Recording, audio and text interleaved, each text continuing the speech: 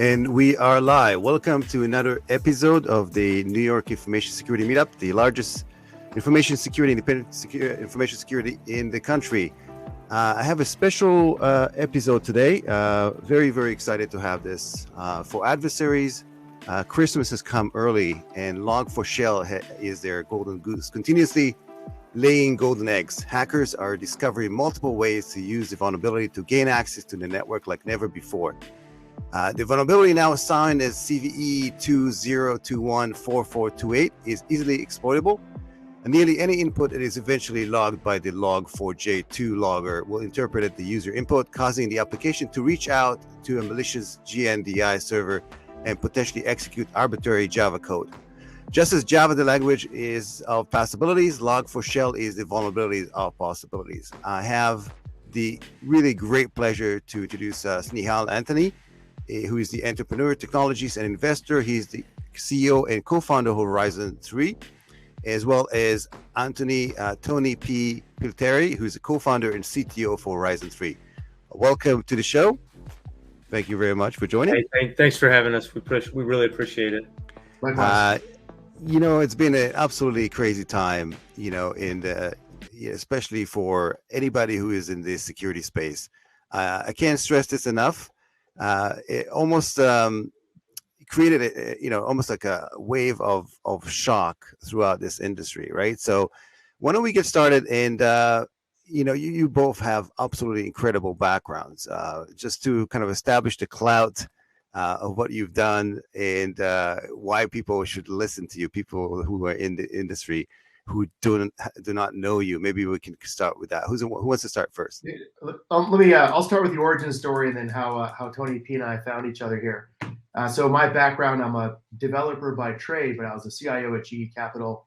Then I was the CTO at Splunk and helped grow and scale that company. And then at Splunk, I took a break from industry to serve within national security and within the U.S. Special Operations community. And it was in my time in Special Operations that I met Tony, who is an airman within the special operations world. And he and I worked together to solve some really hard problems, including securing, operating, defending our network, amongst other things. And so 3 years of working together in a very high stress, no-fail environment that is the special operations world was a great way to knock out the founder risk. So when we actually started a company together, it's been not only fun, but easier than expected because we've got a bunch of time working together.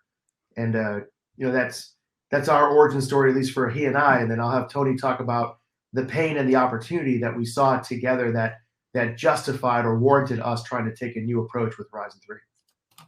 Yeah, thanks, Snehal. That was great. And yeah, it's really been fun working with you over these past 3, 4, 5 years together. I'm Tony P, CTO and co-founder at Horizon3.ai. I spent 21 years in the service, and most of that time was in what some people call the black world, but it's really just selectively manned organizations with highly sensitive missions.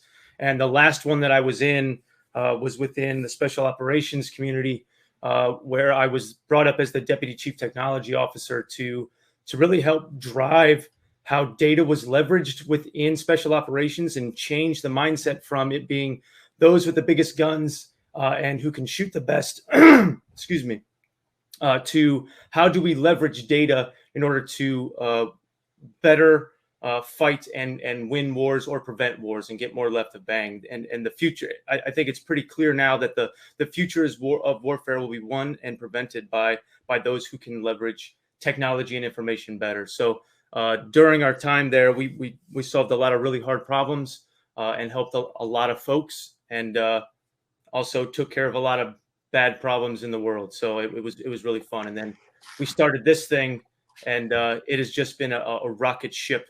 And we're really trying to help organizations get more secure by using the find, fix, verify loop, which is what we call it. And we'll talk about it. And it's using offense to inform defense so that you are better postured to understand how to fix things within your environment better. It's amazing. I always when I always hear stories of entrepreneurs that have come across a problem throughout their careers before founding a business and creating a company, and it's mainly because they come across a big problem that no one else solved, and it's truly evident that this is what you two are doing. And I interviewed a CISO this week who mentioned that specifically the way they gain knowledge of new advantages in the cybersecurity space is by working with people like yourself, entrepreneurs in space, because that's what you do. You advance the information security space, cybersecurity space, and you do that every day. So why don't we get started and maybe talk a bit about the vulnerability? What created that shock? Java has been around for so many years, and specifically this library, the logging library, has been around since quite some time. What caused this type of vulnerability to happen, and maybe can jump into this whole open source thing that is plaguing the industry? Go for it, Tony.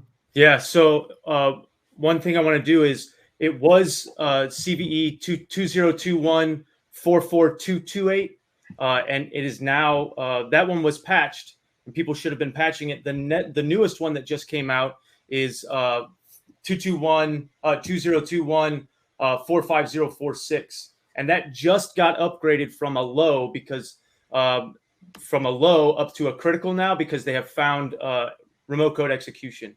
But just a kind of quick overview of what's going on. I hope a lot of folks are already up to date on it, but we'll just kind of peruse over it for context. Researcher at Alibaba found that they could leverage an underlying library in Java that is used to do logging. So lots and lots of applications across the world are using this particular library underneath. And when you send inputs to a web interface or you send inputs into it, anything that gets logged, when it goes through this logging mechanism, it has the ability to get enriched. Developers use these things to save on code and to save on the ability to bring more information into their logging so that they can understand what's going on within an application. And that enrichment exposed this vulnerability. And so now you can inject data into the logging, not the application itself. The application may work fine, but when it goes into the logging, it actually does more interpretation of it, and it brings more information out, and it allowed the attacker to call out to external sources to get more information. Well, that has allowed us to pull in malware and now be able to do remote code execution so that we can extract variables. We can leverage the host as a pivot point. And the big news about this is the fact that so many applications are leveraging this particular library. And Snehal, I'll let you kind of go over the next pieces of it, but I'll talk through a little bit more generically on how technology was built and how this problem is going to be ubiquitous for a really long time, and how there are other places where this might become a problem as well. So go ahead. Yeah, thank you for that. And one thing I mentioned is that this broadcast is live, is mainly unscripted. I'm monitoring if somebody has any questions, the viewers right now, we'd be happy to answer this live on air here. Snehal. Yeah. So to Tony's point, when good developers would log, and having been the CTO at Splunk, logging was pretty valuable and important to the entire concept, anyways. But as you would enrich, you could do lookups, and then those lookups you could route malicious lookups and then inject malicious code. So the reason why this is especially interesting and dangerous is kind of one, if you think about Java applications in general, think of the middleware space, the WebSphere, WebLogic, Tomcat, Kix Web Services on the mainframe, WebSphere ZOS on the mainframe. You can run JVMs in your DB2 ZOS instances as well. So a lot of these Java-based applications tended to run within the trusted zone of the network, and within the trusted zone, oftentimes on highly trusted systems. So what I think is going to be the longer tail of interesting attack is going to be, for the first time maybe ever or in a long time, there is a way to get remote code execution in your authorized Kix region on a very sensitive platform that is the mainframe running your high volume transactions for banking, insurance, financial services, and so on. But that's just the tip of the iceberg. To Tony's point, you've got Java-based applications running all over the place, provided both custom applications you've developed, in which case you can upgrade the logging framework, but lots of commercial off-the-shelf applications where these logging frameworks could be embedded in there, and you either don't know about it or it's not easily upgradable. And so, this is going to be, I think, the start of a 10x fold in CVEs that get generated just around this problem for every single product that's got this logging component embedded within it. It's also interesting that this is in the basic problem is a data validation, right? So it looks almost like a Sql injection, excuse me, and other forms of malicious execution. And so we've seen that before with various type of technologies. And so this whole patching problem has been around since the end, the beginning of the internet, right? So, and this is just another manifestation of it, right? Yeah. I'll say, Tony can dive into more. I love the Sql injection analogy because, you're not exploiting a vulnerability in your actual application code itself. You just like when in a Sql injection attack, you're not necessarily exploiting the database. You're exploiting an interface to that database. So here you're able to bypass a whole bunch of security checks and controls, just like you would in Sql injection. You're able to get access to really sensitive data, or at least set the conditions for access to sensitive data. Think of your Hadoop environment or anything else. But Tony's got a couple of really good examples on how this isn't just about Java applications. There are ways to exploit Log4j through non-Java means and techniques also. Yeah, what we found through running Node Zero, our product, we found that we were able to send crafted headers and crafted requests to these web applications that were non-Java based web applications. But what's happening is when you send it to that particular application, those applications are then offloading information to another system within a set of systems. So for instance, I have a web interface that's running, non-Java based stuff. The information then gets passed to Logstash, which is Java based. And when it gets passed back into the trusted zone, it then initiates, and we were receiving the callback, the response, so that we could validate this. The callback is the response so that we could validate that the vulnerability was there and exploitable. That's the key term there, is exploitable. It was coming from a system inside the environment, which is something that I haven't seen a whole lot of people talking about. A lot of people are talking about, hey, make sure you're checking your external Java-based web applications and your Java-based stuff. Yes, you need to do that. And I appreciate everybody doing that. But you have to remember that it's not just about the internet-facing stuff. It's also about how are the systems of systems integrated, and where are they sending this information? Because it is possible to leverage the attack from the internet, have it show up and call back from inside the environment. It's really important for people to understand that. Yeah, if I double click on that, think of you've got a collection of microservices. Each of those microservices could be written in Ruby or whatever other language you care about. But in each of those microservices, they're all going to be pushing data to some centralized logging service. That centralized logging service, if it's Logstash, is Java-based. So while the actual internet-facing applications aren't vulnerable, when they route their requests and other troubleshooting information to that centralized logging service, that is where you're going to get the callback, and then the attacker's going to get initial access.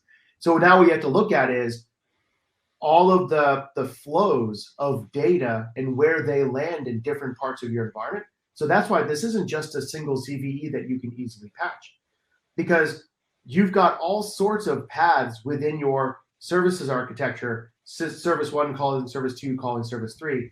Only one of them has to be able to pass their data to some Log4j vulnerable environment for this compromise to occur. Yeah, and it's really super interesting. So what you just described is the kind of enormity of the problem, right? And there are also other misconceptions. For example, the ability to Yeah, as you mentioned, to verify very quickly using like pen testing, right? So because of the functionality of it being basically a logging, e-logging doesn't necessarily happen instantaneously, right? So you can, quote unquote, trying to figure out if a system is vulnerable, but it will take maybe even a few hours to maybe even a day for it to call back, right? Is that true? I don't usually when you log, you're pretty good and fast about getting the logs flushed out of the buffer to the logging service quickly. So I don't think it's going to be a few hours. I think it's 10, 20, 30 seconds, maybe more than that. But in a high volume web application, 20 seconds is an eternity. 30 seconds is an eternity. So it becomes even harder to call back. Another interesting thing that we found, and I'll have Tony talk more about it, is one approach people took to defending against this was taking their internet-facing applications and putting it behind some single sign-on provider like an Okta or whatever, thinking that would protect them.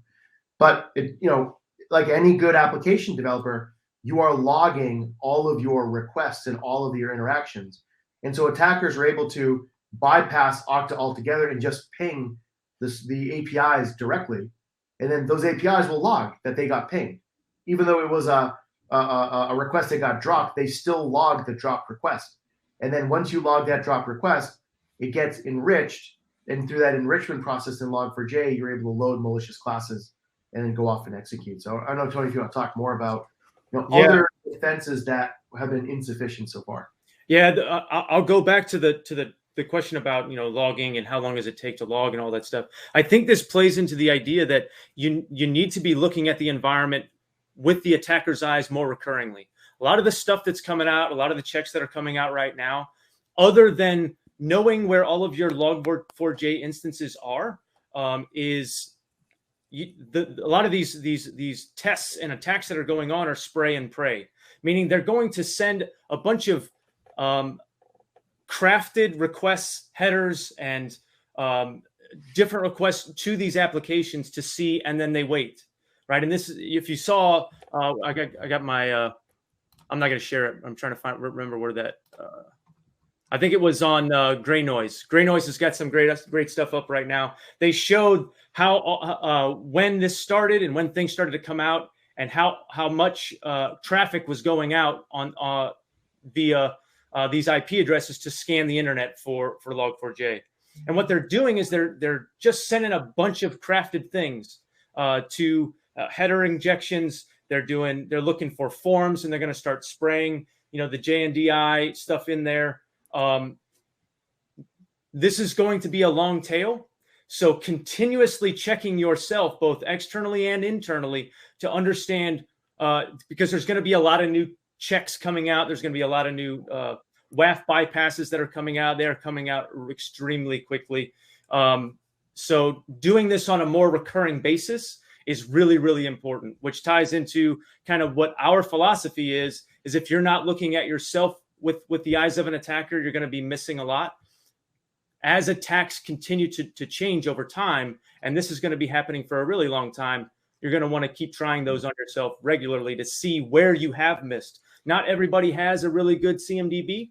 Not everybody has the ability to understand what are the underlying dependencies in low-level libraries within all of their applications. So constantly checking your environment for this is going to be really important. And I was seeing somewhere that there are currently botnets already doing a basically scanning of the internet for basically system with vulnerabilities for various reasons, right? So it's not, as you mentioned, that the scope of it is tremendous, right? So some botnets are looking to see if they can run mining, like for cryptocurrency. Some of them are potentially taking over machines for DDoS attacks. It's almost like endless possibility of exploits, and these bots are continuously running, looking for these for these vulnerable machines. Right? Is that correct?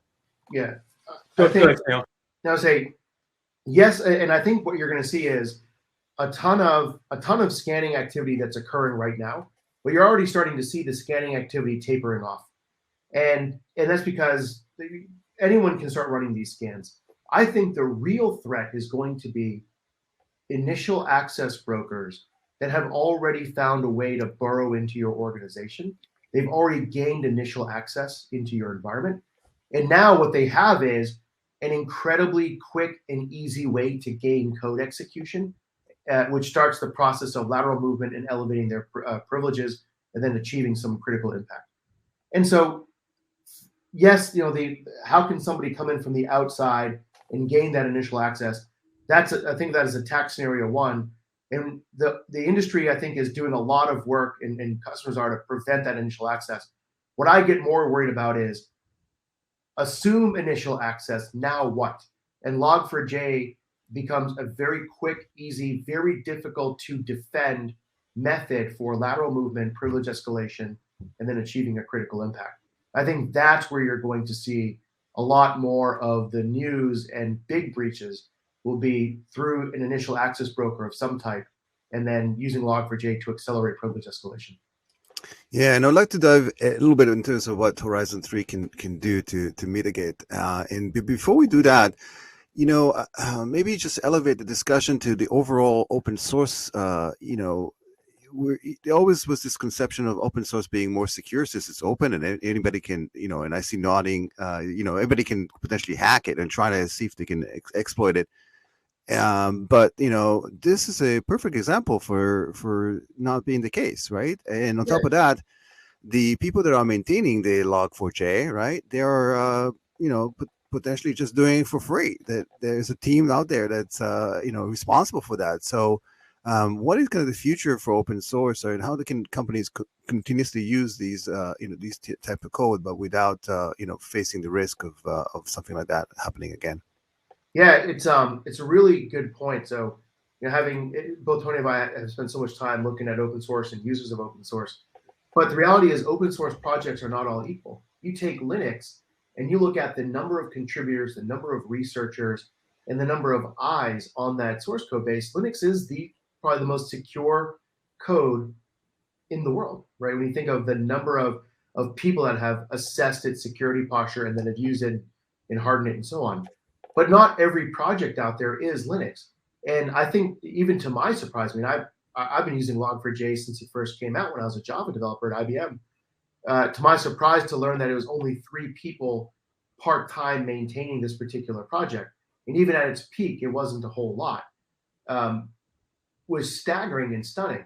And this is part of the challenge. We see this with supply chain risk in general, where developers are quickly incorporating open source libraries, whether it's new Python libraries that are actually malicious in nature, and we've seen a bunch of those come out, or in this case, a poorly or insufficient, I'm going to say poorly, an insufficiently maintained open source project that went viral and was all over the place. And you think about the placement and access that Log4j gives attackers.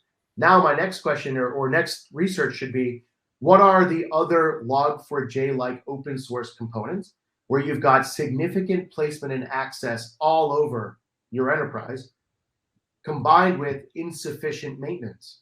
And those become the really high-risk supply chain attack vectors that we need to be paying attention to.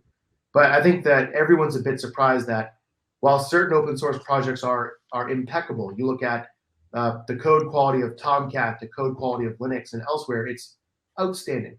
Better than what any commercial software company could have delivered themselves. But then the bulk of the open source projects, I think, are in the insufficiently maintained category, like Log4j. And I think we just woke up to a tremendous amount of risk in our environment that most people weren't appropriately characterizing. That's a great point. I'll jump in there real quick too.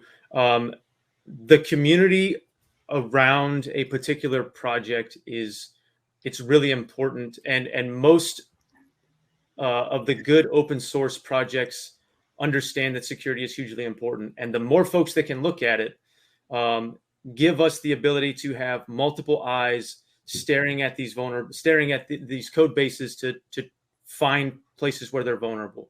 When you close source it makes that a little bit more difficult, but it's still possible.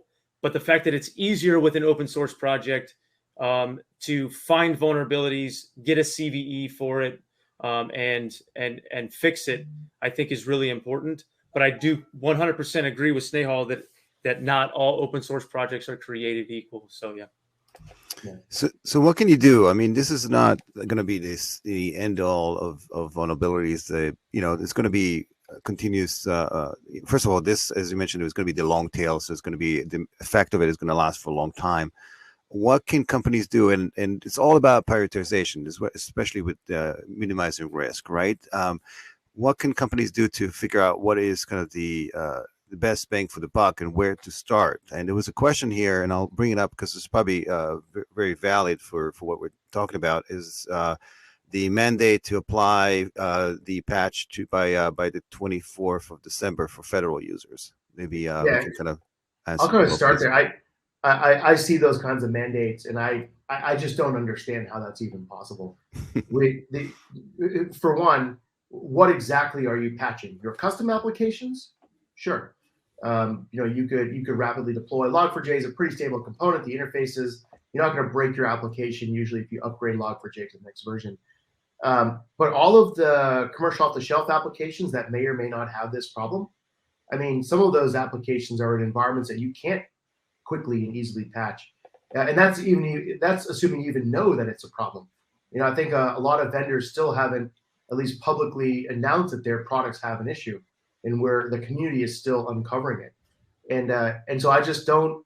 I mean, yeah, we can make this mandate of the 24th of December we have to apply patches, but the reality is that one, that's not going to stop the problem. We've already seen the patches that came out have been easily worked around. We've seen a patch get pushed and then realize it didn't actually solve the problem. We saw another patch or another discovery where it was a low, and as Tony said earlier, it got elevated to a high. So applying a patch by the 24th is, while it'll create the muscle memory for patching quickly, I don't think that's actually going to have a material impact on the exploitability of this. Yeah, all of this ties back to visibility and understanding your environment, and it's something that organizations struggle with just significantly. In the service, I thought, when I was in the Air Force and working on all the systems that I worked on, I thought, okay, in the government space, there's a lot going on. Visibility is a struggle for us too. I'm sure that somebody has solved this problem in the commercial space, and the answer is no. We still haven't solved this, like, step number one of understanding your environment, of visibility. What's in my environment? What's going on in my environment? And those are things that attackers love living in, because if you don't know about it, you're not monitoring it. I can still leverage it. I don't have to be quiet. I can be as loud as I want trying to attack this thing, and I'll never get caught. So visibility and discovering where all of these assets are that are running these is going to be a problem for a really long time. And I agree with Snehal. Yes, put it out. It's awesome. We're going to mandate that that's the case, but the reality of it is far from that. Yeah, and I'd like to also bring up the point that you brought up, that patching requires a kind of a closed loop, right? So you patch a system. How do you then verify it has been patched? And then I even saw somewhere where the actual patch had the vulnerability. So it's it's actually funny. I'll tell kind of two stories. One is, back to Tony's point, Rob Joyce, when he was at TAO at NSA, gave this talk at the Enigma conference a few years ago. There's a line he said that has really stuck with me ever since, which is, he said, at TAO, we rarely have to use 0 days, because oftentimes we know more about the environment than our target does. It's like we've taken the time to conduct significant reconnaissance, mapped out every host, port, service, understood how they tie together, and oftentimes we understand the environment better than the defender does. And that's how they, for the most part, operate. It was just a great talk. For those that haven't heard it, just Google Rob Joyce Enigma conference, and I think it's out on YouTube. But that's something that really stuck with me for a few years, and in fact, that underpinned the design for Node Zero. And when Tony and I started the company, which is the first thing Node Zero does, which is what we do in Node Zero is autonomous pen testing. And Tony talked about it. There's a find, fix, verify, aha moment that we've really optimized for, where you run Node Zero as an autonomous pen test to find a bunch of problems. You then use the path, proof, and impact that we've surfaced to go fix those issues. And then you rerun Node Zero to verify that those problems have truly been fixed. And it's this aha moment that becomes very addictive for our customers, and they shift from wanting one pen test a year to one pen test a day, or one pen test on every single DevOps deployment. And that frequency of find, fix, verify allows you to quickly buy down all of the security debt that you've accrued over time because you've got this fast feedback loop. And so, David, to your point on how do you verify, we were working with a customer, separate issue, and they swore for 18 months, zero logon had been patched. Every tool said it was patched. Qualys reports said it was patched. But when they ran node 0, we were able to exploit zero logon and grab the path, proof, and impact. And as we surfaced that to them, their fixers, their network engineers said, there's no way. I know for sure it's patched because every tool says this isn't an issue anymore. And then we came in and said, no, like, here's the proof. And we had one of our guys actually exploit it live so they could see it. And as we double click what happened, at the very last step, Cylance, I believe it was Cylance, blocked the patch from actually being applied on that particular system. But all the registries had been updated. So for all the superficial scanners said it was okay, but the actual binary hadn't been changed. And the only way to know that that was really the case is to do the attack and the exploitation. And so what this customer did was they have Patch Tuesday, and that they now have Pen Test Wednesday. And they use that to verify from an attacker's point of view that they are truly exploitable or not exploitable, and that they fixed the issues that they intended to fix. And that's a great leadway to the question here from the audience is like, how do you then do that in a non-invasive way? And a lot of organizations probably are wary about having somebody like a third-party pen tester application on an ongoing basis. Yeah, there's different degrees of hesitance that we've run into, but there's mostly degrees of embracing. So the embracing is those that want to find and fix problems before criminals exploit them. They tend to be the ones that work with us the fastest. And oftentimes we have a 6 to 8 week sales cycle with the product because people would rather find and fix these problems before the holidays versus during the holidays, right? In this example, think of SolarWinds and so on. Separately, though, when you think about the challenge questions here or the pushback, I'm afraid you're going to break something. Well, one, we do a lot of work to make sure that our pen tests aren't benign, so we don't make your day worse. But Tony talks about it as you've got Chaos Monkey from Netflix, like chaos security. I would rather know that I'm highly sensitive to a denial of service attack because I've got a poorly configured or poorly architected component that a pen test could surface. I would rather know that ahead of time than dealing with the denial of service attack during Black Friday and retail or something else. So there's a level of, stick your head in the sand and hope everything goes away. And, for the most part, we'll just wait for those organizations to get hit and then deal with their replacements as they all get fired. Most of the people we work with tend to want to proactively find and fix these problems and proactively harden their environments before they get put in the news. Yeah, go ahead, Tony. Yeah, I'll jump in and add some more color to that. We make sure that we're not knocking things over. We want to not make your day worse. But to what Snehal was talking about, IT operations is starting to pick up on the idea of site reliability engineering, which was a Google implementation of DevOps. And some of the philosophies there are automate your job away.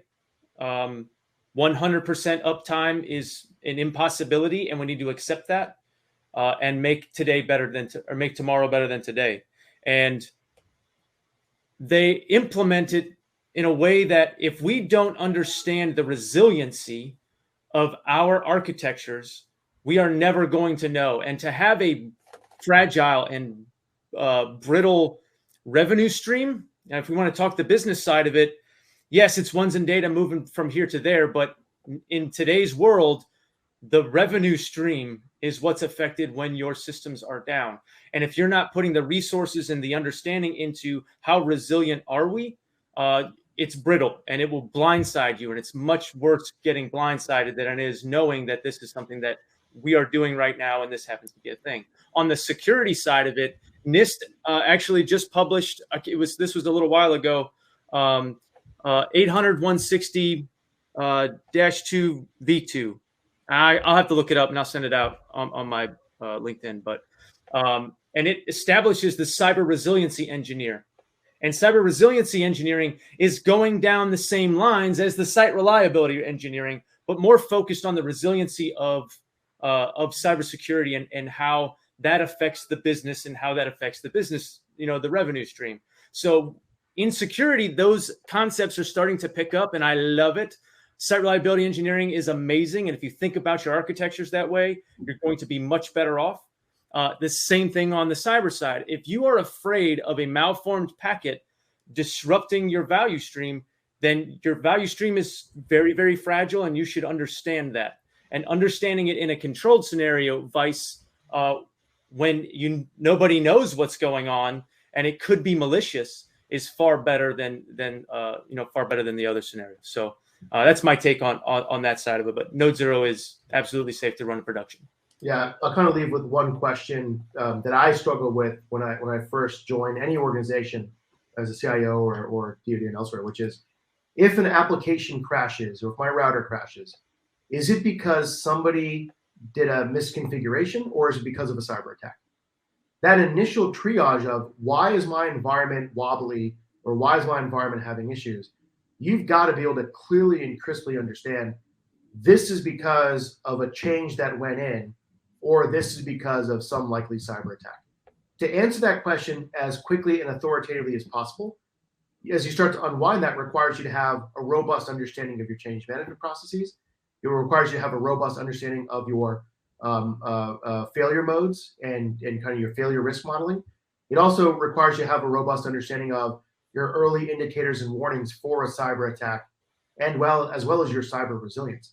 But that initial triage point of, did this router crash because of a misconfiguration or a cyber attack? Most organizations cannot answer that question quickly and effectively, which if they can't answer that quickly and effectively, they're absolutely going to be reactive and blindsided constantly. And that's really the shift of applying an SRE mindset to both the resilience of your IT systems and the resilience of from a security standpoint, both of which directly reduce your business operations risk.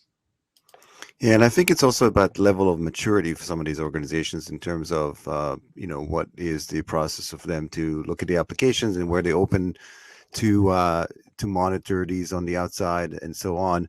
And what's amazing about this particular vulnerability, it was so widely published. CNN, CNBC.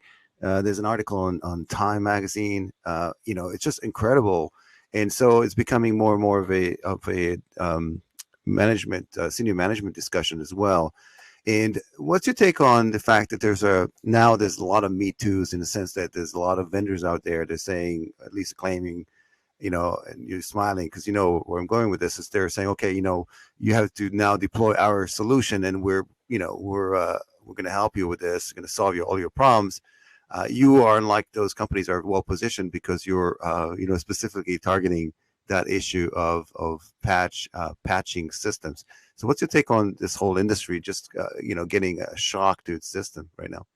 I think that in the security industry, and I sometimes joke about woke Twitter as part of this, but honestly, the security community in Twitter has been outstanding at identifying and amplifying and sharing lessons learned amongst security issues.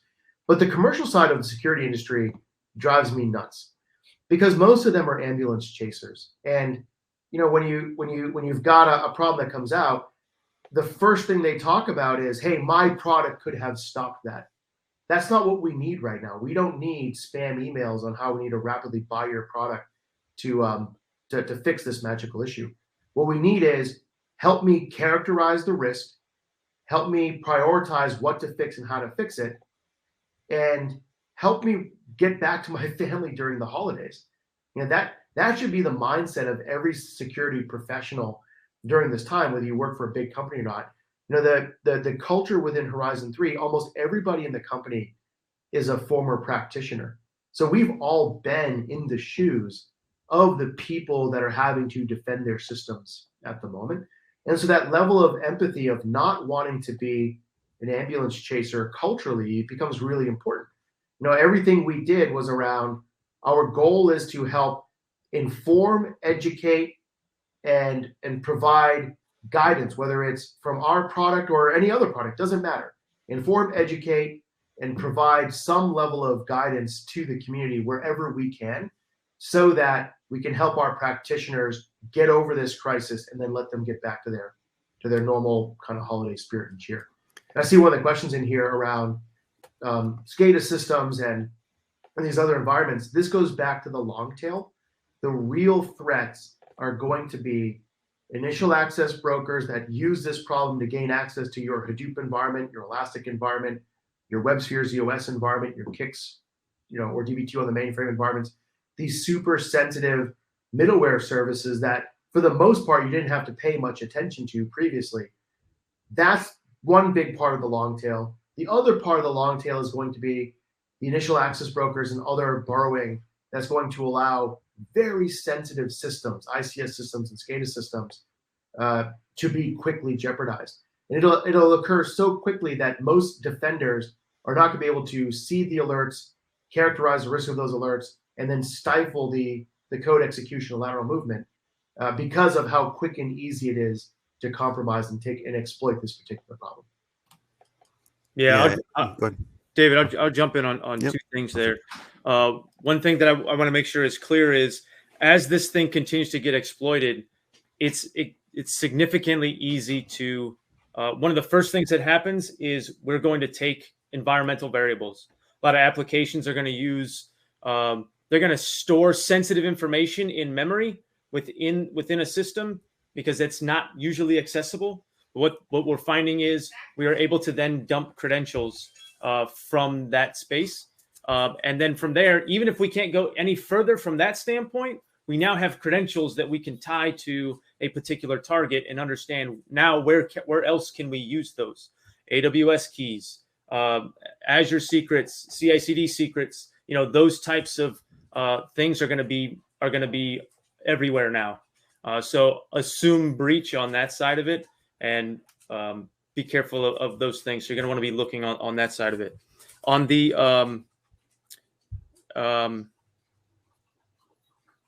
lost my train of thought. Lost it. I wanted just to add, you touch upon a great point. We have to be thankful for all these practitioners right now, the network admins, the people that are, have lost basically their holidays. I think we don't thank them enough. It's these people are responsible for keeping this whole digital economy going. I almost want to, do a 30 seconds of silence, maybe for, sharing and solidarity. Maybe we'll do that right now, so people don't go away. We'll do 30 seconds and we'll go back into discussion.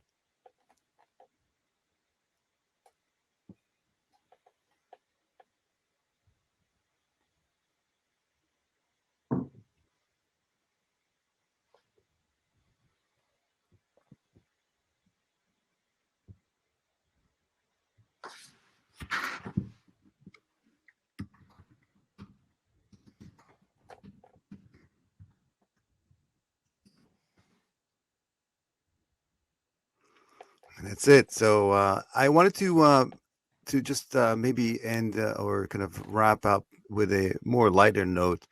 I find the community to be tremendous, both from an inclusion perspective, from sharing perspective, with tremendous insight. So, the one thing that really came out really quick was the Log4J meme page, which I thought was for all those that are staying home and away from the family, going back to the office, this was probably kind of a comic relief. And there's some pretty interesting ones that are quite quite funny. Anything in particular? Like, look at this one, for example. Me before Log4j discovered, and then the weekend after. One of my favorites is the one where it's the person. It's the cartoon where the person is sleeping, and the brain says, "Is Log4j on my toaster?" And then it's sleeping, and then he wakes up and he's looking on his phone to make sure. That one's probably my favorite. I love this one. Starting with breaking the Minecraft servers, and then there's a domino here for the entire internet on fire. I thought this was very, very clever. Yeah, there's some good ones on there. So it's super interesting. And so the sky is not falling, right? We are most likely going to do this again sometime soon, right? So, how do we wrap this up? What are kind of the best practices to, you wake up, Monday morning, come around, how do you kind of work towards defining what needs to be patched and moving on to kind of the, to business as usual? What's the easiest way? I'll start, and then I love giving Snehal the last line because he is just amazing at the last lines. But what CISA put out is really important, and everybody should be doing it. It is discover, patch, and isolate, and then monitor for the odd things that are coming out of there. There's a lot more that you need to be doing. That's not all you should be doing. The system, we talked about system to system kind of discussions and things, understanding where the data is going to find more pieces of Log4j that you aren't aware of, and then reviewing application architectures, and then continuously running and doing penetration testing and searching for it within your environment. There's going to be a lot of checks that continuously come out, a lot of tools that are being developed by the community. And when I said I lost my train of thought, I wanted to go back and talk about the community itself and how security practitioners are joining together to help the world solve this problem, to try and be ahead of all of the attackers that are out there who are doing this maliciously. So yes, I'm thankful that you did that, that silence, not just the security practitioners, but also the IT operations folks and all the folks who are supporting technology within the environment. So the last thing I would say is take care of those folks, because they are saving the internet from literally catching the world on fire. So thank you to them. Nice. Yeah, I'll kind of end with 2 points. One a little bit more tactical, the other a little more strategic. So more tactically, a good security program assumes initial access. They assume initial compromise, that an attacker is going to get in one way or the other because there are so many doors and windows available for them to sneak through into your environment. And that a good security program, after assuming initial access, focuses their time and energy on detecting and stifling lateral movement, detecting and stifling privilege escalation, and detecting and stifling any critical impacts like sensitive data exfil and other things from being achieved. And that's really a good security program kind of focuses on those 3 things in particular. And in addition to the broader ideas of your credential policy and password policies also, but those 3 very specifically, what this vulnerability does is puts even more pressure on making sure that just assume they're going to get in. They've already borrowed initial access, they are going to get in. Assessing your perimeter, while interesting, that is not going to be what puts you in the news. It's once they're in, stifling lateral movement to prevent them from compromising your critical data stores or gaining access to domain admin and then having the keys to the kingdom. So making sure you understand your soft, squishy center on the internal pen testing side, like that to me, I think is going to become what makes or breaks an organization in 2022 from being in the news or not being in the news. Did they only focus on the hard shell of that egg and ignored everything inside? Realizing that there's many ways to break in, or do they actually focus on hardening the interior to detect and stifle lateral movement, detect and stifle privilege escalation, and so on, and to containment? Exactly right. That's I think the immediate part and what I think is going to happen in 22. More broadly, there's some laws in Europe that I think are passed or about to get passed that shifts the liability of the security posture of your software to the vendor. And if that happens, that is a game changer. I remember at IBM, where when I was a developer on WebSphere, we've got 30 days before we're supposed to GA the code, and we had 100 or 200 security problems to go fix. And the executives would say, you don't have to ship those security fixes. We need to get this code out on time in order to meet our revenue targets, which is a testament to the security quality of IBM software. But that's a whole other conversation. But that's because there was no penalty for shipping insecure code. And so what I think is starting to happen in various governments, whether I think the EU is going to be the start to do it, or first to do it, but I've already seen these conversations on the Hill here in the US too, is vendors are going to start being held liable for the security quality of their code which forces and incentivizes them to make sure they are actually shipping quality security code to their users. And if that happens, I think that is going to have a profound impact on the open source community, because that individual contributor that is building the 3-person Log4j project could suddenly be held liable for the security posture of their code as it gets incorporated into bigger applications. And so I think more strategically, this transfer of liability from the customer of software to the provider of software will have ripple effects throughout the entire digital ecosystem. And I think that 2025, that digital ecosystem looks very different. Honestly, it probably looks much more like it did in the early 80s, where you had more packaged software and less community-driven development because of this liability concern.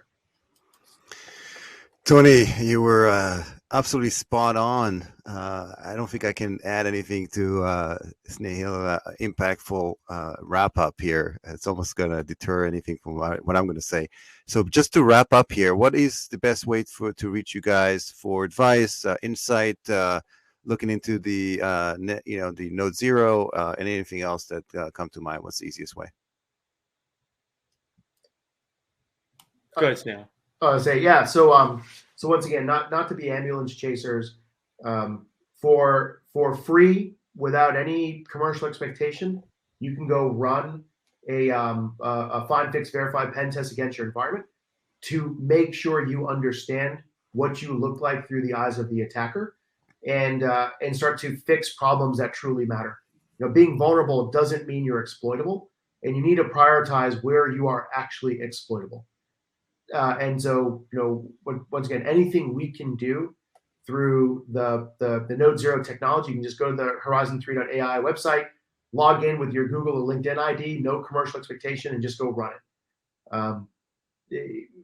That's kind of one thing, so you can characterize that risk. And honestly, the hardest part of your job right now as a practitioner is deciding what not to fix. And you've got to use what is exploitable as part of that prioritization. And then how does that exploitation lead to a critical impact of your crown jewels? Like, that's where you've really got to focus, and then kind of further prioritize from there. So that's kind of number one. Number two is we're doing our best to convey any finding or any piece of insight that we come up with through our Horizon 3 Twitter handles, through our LinkedIn posts, through the website. Once again, it's all about trying to bring both the map and the compass to the security community wherever we can. And so we don't want to add more noise to the problem. So we try to focus on the parts of the problem where we don't think people are paying much attention to yet, which is assume compromise, now what? Or, hey, what about your non-Java based applications? And so on. So the Horizon3.ai website, there's a rapid link that'll get you to our Log4Shell page with as much detail and that page is being updated every hour by the team. Thank you very much. I feel like we should do this again, Snehal and Tony, since it's a moving target and things really change. Maybe like even a shorter version of this when we respond to some questions I'm sure people are going to have. But thank you very much for joining today. It's been very impactful. Looking forward to potentially seeing you in person in New York City sometime in the new year. And then until then, everybody who joined, thank you very much. And looking forward to seeing you in the next episode. Take care and be safe. Thanks, David. Take care.